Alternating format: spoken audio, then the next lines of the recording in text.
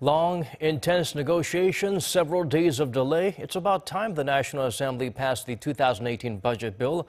A welcome move by many, but some warn of economic risks down the road. Kim Min-ji takes a closer look. The National Assembly passed the 2018 budget proposal early Wednesday, 4 days after the legal deadline. The spending plan, worth nearly $400 billion, will be directed at creating thousands of new government jobs, boosting welfare as well as cushioning the effects of a big minimum wage hike. Of the 178 lawmakers present, 160 voted in favor of the bill, 15 voted against, and there were 3 absentee votes.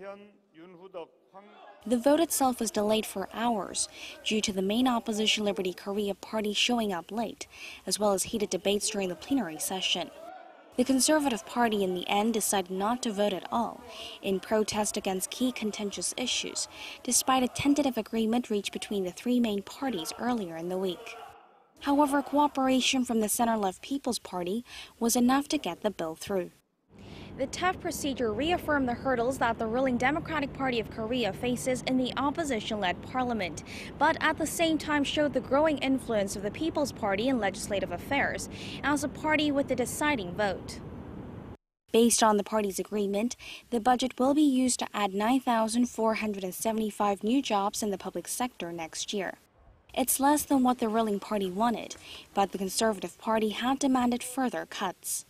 It also includes measures to help small businesses cope with next year's 16% minimum wage hike, while also offering expanded childcare benefits and a rise in basic pensions. Also passed was a revised tax code bill, another area the main opposition is contesting.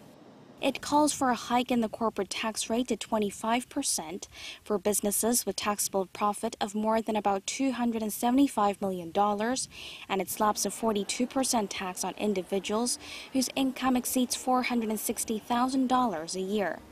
While the general consensus is that next year's budget will help ease the burden on the vulnerable, experts are calling for a different strategy in the long run. If the budget is used to bankroll the minimum wage hike or to support the cost of new public sector jobs, it could cause problems because those are ongoing programs. While the government can raise taxes, should they continue to spend like this, it could hurt the country's fiscal soundness and in turn lead to a contraction in the private sector.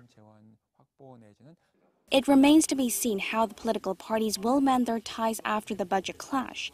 But for now, the bill's passage will allow the Moon Jae-in administration to get its agenda rolling. Kim Min-ji, Arirang News.